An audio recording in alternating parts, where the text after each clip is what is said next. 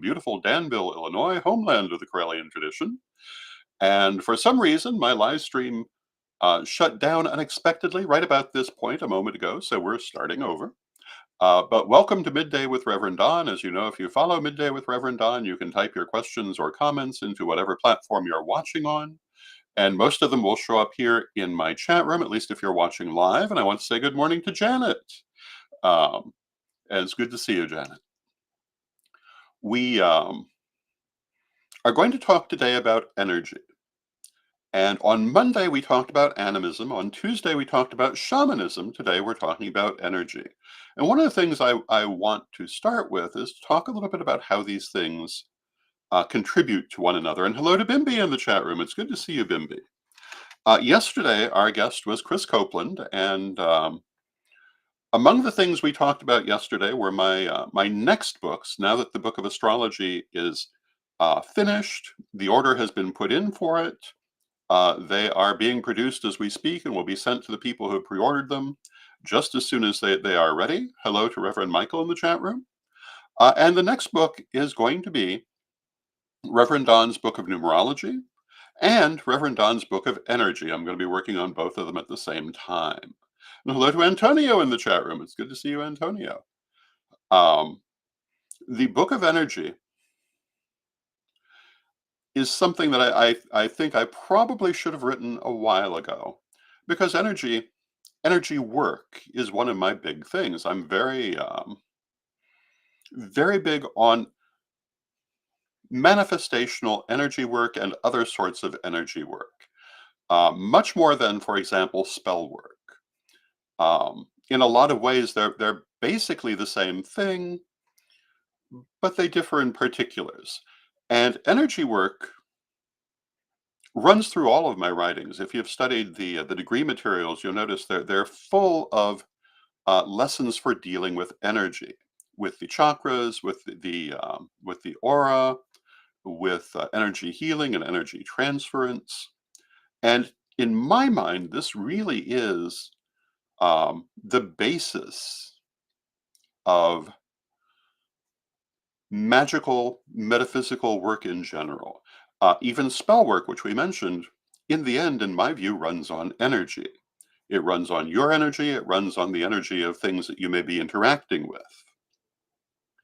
The biggest difference between what we would normally call energy work versus spell work is that spell work is more likely to work with external objects, but not necessarily. And um, in a lot of ways, these terms overlap, because when you do energy work, you often use external objects as well. For example, if you do energy healing, you may use various kinds of crystals, you may use various sorts of oils, you may use a lot of different things for their metaphysical properties, just as you might use them in a spell. So, defining the exact difference between them, in my opinion, is not highly relevant. Um, in the end, they all work on energy. And what do we mean by energy? We started the week with animism, and there's a reason we started there. And hello to Tom in the chat room, because it's intrinsic to the idea of energetic work. The idea of animism is that everything is alive. Everything has a spiritual essence, even if it is not animate, even if it is not what we would normally think of as sentient, it still has that spiritual element. Even if it's not necessarily what we think of as singular, it may still have that spiritual element. For example, a particular forest may have its own spirit, its own energy, just as the individual trees have their own energy. But there can be a conglomerate energy as well. There is a belief that entire species and sections of species have their conglomerate energy. Um, and there are various terms for this. But the idea is that everything in an animistic understanding has its spiritual essence. The computer I'm talking to you through has its spiritual essence. The phone or computer that you're watching this on has its spiritual essence. Everything has a spiritual essence. That's animism. In energy, we call that spiritual essence, well, energy. In energetic work, we're working with that spiritual essence that everything has. And hello to Christine in the chat room. It's good to see you, Christine. And to begin the discussion of energy, we need to start with that idea that everything has energy or spiritual essence. In the first degree lessons, this is basically where I start. I When I wrote the first degree lessons, I felt that most materials that were available wildly over relied on all of the externals and hardly ever got to the internal understanding until either late in the material or farther on beyond the written material. I wanted to explain why at the beginning. And so we began by talking about how the whole universe is made of energy. Everything is made of energy. You are made of energy. Your computer is made of energy. Your phone is made of energy. Um, the clothing you're wearing ultimately is made of energy. And they all have their own spiritual essence. And you can interact with all of them at certain levels. Now, you can't necessarily interact with all of them at quite the same level because it depends on the level they're at as well as the level you're at. But we constantly interact energetically with everything we deal with everyone we deal with. And hello to Nikki in the chat room. It's good to see you. I've spoken before. If you follow Midday with Rev Don, you'll recognize this theme that in daily life, we're constantly putting out energy and picking up energy from all the people that we work with, all the places that we go. This is how we often will get a feeling. It's a sense in its own right. We pick up their energy, we get a feeling about them.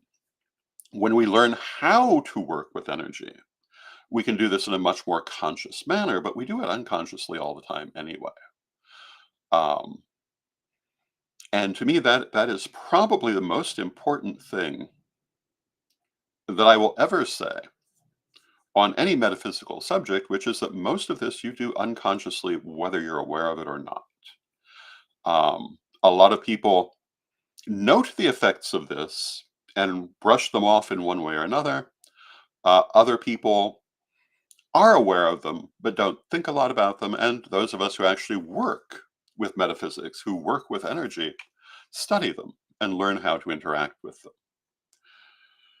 So this is the nature of energy. It's everywhere, it's in everything. This brings us back to the ancient saying, as above, so below. The idea that the energy of which the universe is made is present in everything in the universe. And ultimately, it's all the same energy. We are in connection with all of it to the extent that we're willing to perceive it. This is why you can do a psychic reading for someone who is not in the same room with you. It's why you can do a psychic reading over the phone. It's why you can do a psychic reading over the computer. It's why you can do a psychic reading simply by mental connection with someone who may be on the other side of the planet. Because we're always in contact with the energy of the universe. This is also why some people will tell you that they will sometimes wake up and hear voices that they can't really understand, but they can hear them like a to borrow a science fiction term, like subspace chatter. And the idea is that they're picking up on the ambient thoughts of others at that time. And I found a number of people who've had this experience, myself included.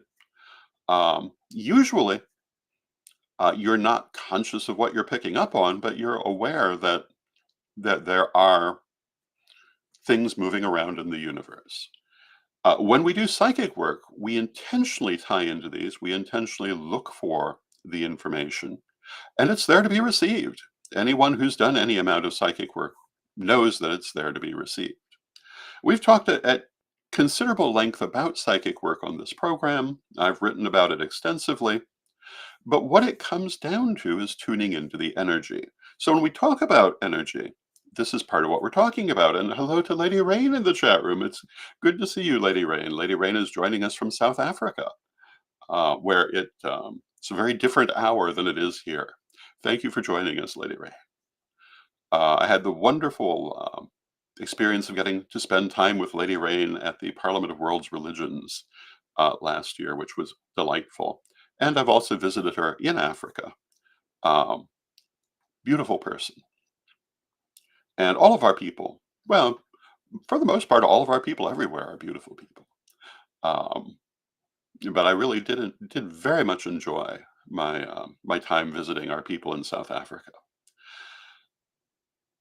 When we talk about energy, therefore, we're really talking about everything in our universe and being able to interact with that. So, what do we do with energy? We do psychic readings with it. We pick up feelings from it. We do healing through energy. Reiki is probably the best known at present form of energy healing. Pranic healing is another. There are other forms of energy healing that don't necessarily have formal names. I first learned energy healing just as energy healing, and it had little bits of different things in it that my teachers had learned in from different schools. I subsequently studied pranic and Reiki healing in greater detail, but it all works through energy. The biggest difference, in my opinion, between pranic healing and Reiki healing is that Reiki basically relies on the energy to do its own work, whereas you play a more active role when you do pranic healing. But they're both working with people's energy. They're working with the same energy we're talking about in connection with all of these other things. People use crystals for healing often, but this is energetic healing. It's using the energetic property of the crystal to interact with the energetic properties of the person being healed and the healer. Um, there are many different ways that we use energy for healing. This is a very important use of energy. We also use energy for cleansing. When you do a space blessing, you're ultimately cleansing the energy and then charging the energy to have a positive vibration.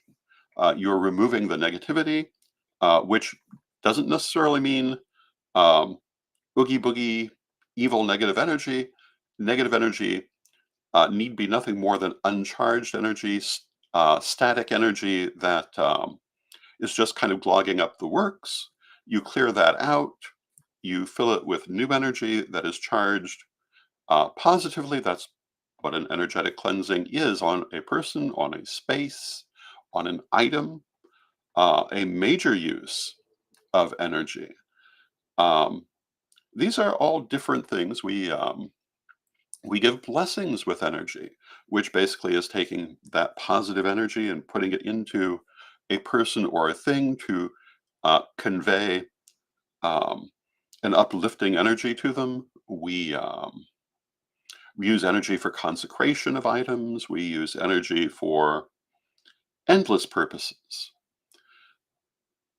When we talk about energy, ultimately, the subject is pretty limitless. Um, but we don't always define things necessarily using that term. So I say most, many of the things that we do energetically, we may put under other headings such as psychic work, um, spellcraft, etc. But in the end, it's all about the interaction of the energy. This is one of the reasons I am working on Reverend Don's Book of Energy to talk a little bit more about this. One of the things that I particularly have done with energy, and will be doing certainly more of, is working with the crystal web. If you follow this program, you will have encountered the crystal web on a number of occasions. We've done a number of crystal web ceremonies here on the program. The crystal web is an energetic engine. It is, to the best of my knowledge, the largest energetic engine ever created. It has centers all over the planet. Um, Even in Antarctica, which I probably mention far too often, but I've never failed to be impressed that there are crystal access points in Antarctica. I never expected to see that. There are two of them, in fact.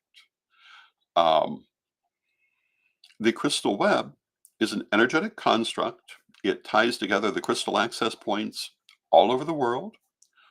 It was created by Ed the Pagan on beginning on 8/8/88, many, many years ago, and has expanded around the world in all the intervening years and continues to expand.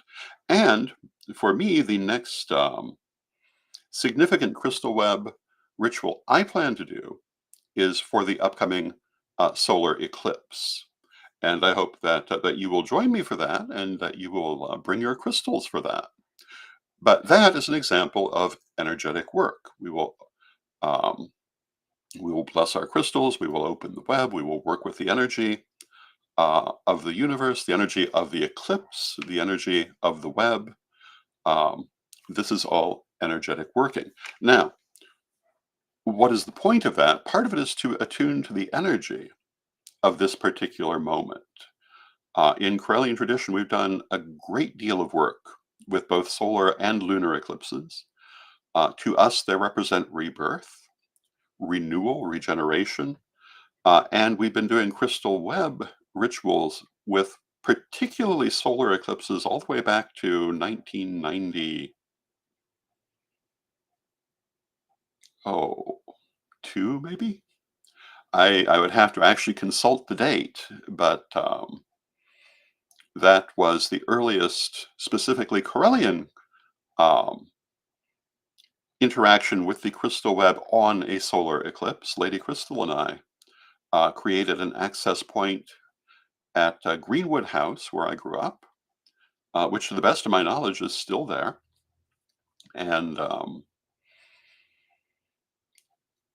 we tied ourselves very much to that energy of renewal. We attuned to it. This is part of the idea of all of our sabbats and esbats in Wiccan practice, to attune to the psychic tide, the energies of the universe. The idea that each moment has its unique energy, and that by attuning to that energy, we bring it into our lives and help ourselves to move in accordance with the way the universe is going at that moment. Now, we can also go at variance from that energy, because often in life we simply have to. Um, but when we can move in concert with it, everything will be easier. When we're talking about something like the solar eclipse, which is about rebirth, renewal, rejuvenation, cleansing, um, it helps us to do these things in our lives. We can do them otherwise, of course, but by picking a time when the universe itself is focused on this, we make it easier. This, to me, is one of the most important parts of working with energy, the idea of attuning to what is naturally happening.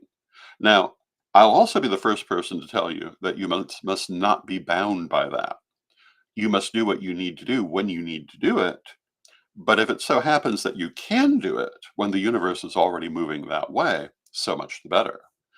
Um, every month we have the lunar cycle, which begins with the waxing moon, which is a good time for starting anything new.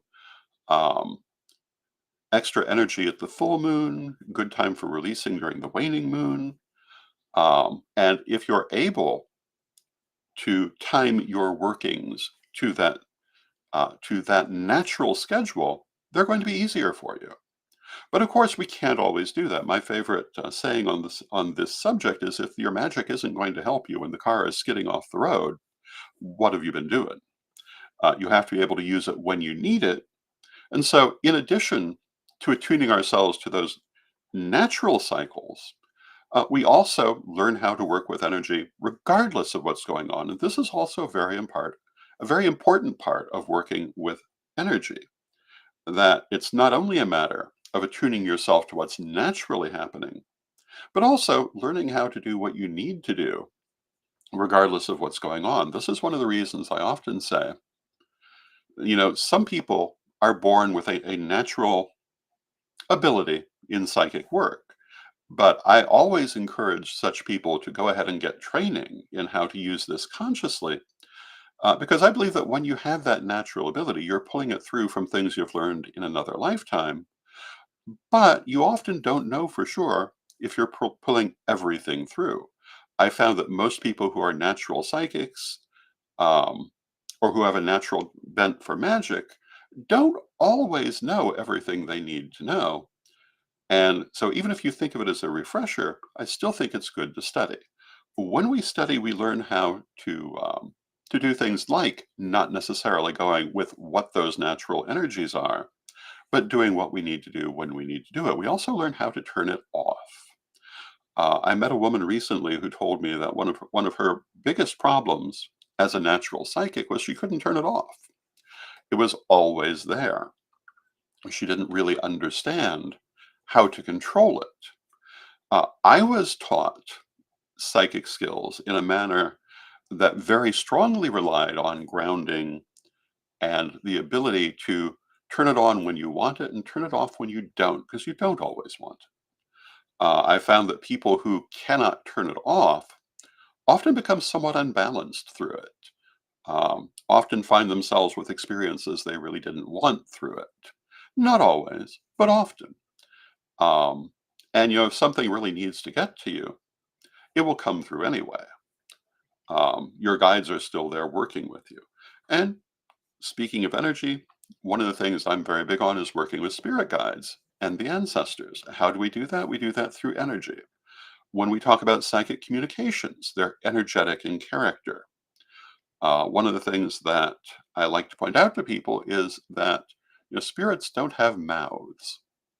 They communicate through concept, through telepathy, if you would. There are no words per se. You will receive it in all likelihood as words, but you're the one supplying the words. And it may not come to you as words. It may come to you as pictures. It may come to you as simply a knowing. But any of these things, what happens is that the message comes to you energetically, and then your mind has to interpret it. And so, if you're going to be doing this kind of work, the wider field of reference you have, the better off you're going to be.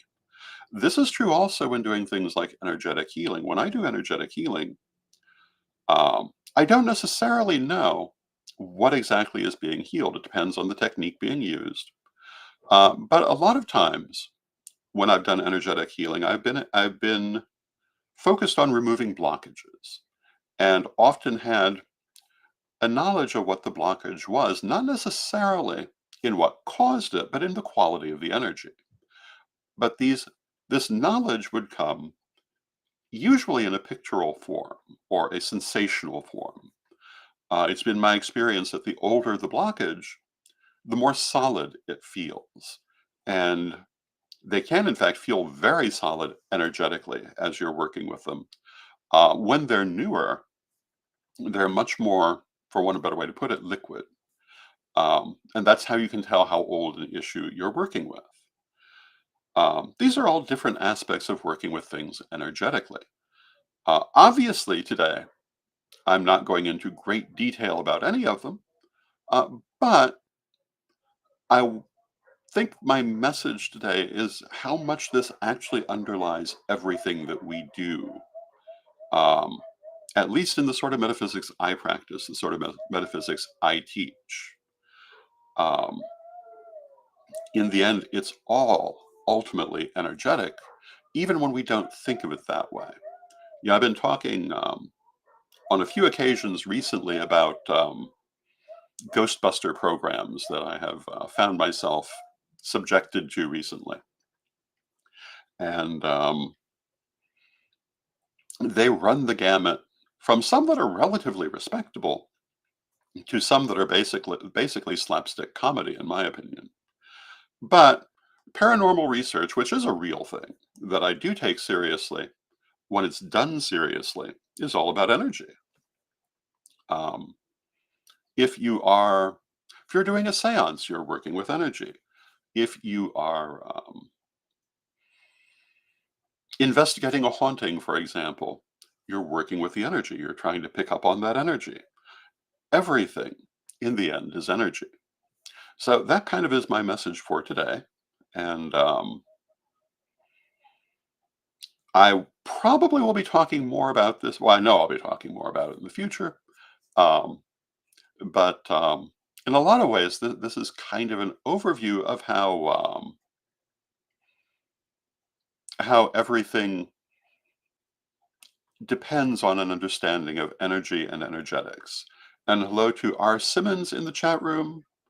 R. Simmons says, "Are you the church?" I'm not quite sure what you mean by that. Um, if you're referring to if you're referring to the Corellian Nativist Church, no one person is the church.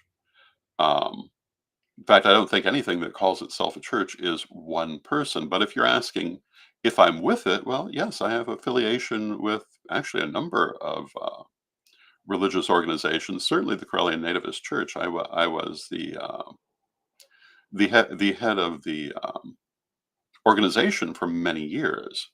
I'm now retired in that capacity. Um, but when we talk about something like a church or a temple or so forth, it's never one person. It's an organization. It's a group of people who come together because they share that spirituality. And some people may think it's all about one person. And I certainly have seen people behave that way. Um, I've seen a few people who definitely seem to have that attitude in the last year, but it's never that way. Um, it's always a group effort, and any such organization runs primarily on consensus and compromise. Um, I'm the last person who will ever endorse the idea of consensus decision making. I think that's a terrible, terrible system.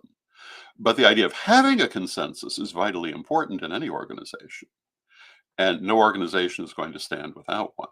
It's always, when you're in a position of responsibility in certainly a religious organization, it's always us. It's always we. It's never really about you. And I see a lot of people who don't seem to understand that, and they usually come to a bad end through it. Um, but I can cannot say too strongly that when you're in a position of any sort of spiritual leadership, you're not acting for yourself, you're acting for the group. And this is vitally important to remember. And this brings us back again to energy, because any group has its own energy. We were talking earlier about how a forest has its own energy, even though the individual trees all have their own energy. But the group of them have a conglomerate energy between them. We might call it an egregore. This is true for groups as well. They all have their own character, and um, they all have their own conglomerate energy that's made of all the people who are involved. And it's never just one. And that is true for any organization. It's true for families. It's true for anything you might be involved in. There's always your energy, and there's all the energy around you, and it all interacts. So with that, I see we've come to the end of our half hour, and and hello to Nicholas in the chat room. It's good to see you, Nicholas. Um, Again, the order for Reverend Don's Book of Astrology is at the publisher. It's being printed as we speak, and as soon as we have it in our hands, we'll be mailing it to all the people who have pre-ordered it. And if you're interested in one, you can certainly still pre-order one through um, CorellianPublishing.com. And I hope that you have a lovely day, and let us close with our prayer as we always do. Divine Mother Goddess, Divine Father God, beloved ancestors, we thank you with great love and thanks for all that you do for us in our lives, and we ask you to help us to be mindful of our own energy and to keep it clear and focused and positively charged, and help us to be mindful of all the energy around us and how we interact with it, and to keep ourselves surrounded by positive energy. Beloved Mother Goddess, beloved Father God, beloved ancestors, we thank you with great love and thanks, and knowing you're always with us, but from respect, we thank you for your presence, and may you be blessed now and always. And I thank you for your presence. I will see you again tomorrow when we'll be having our weekly roundup. And until next time,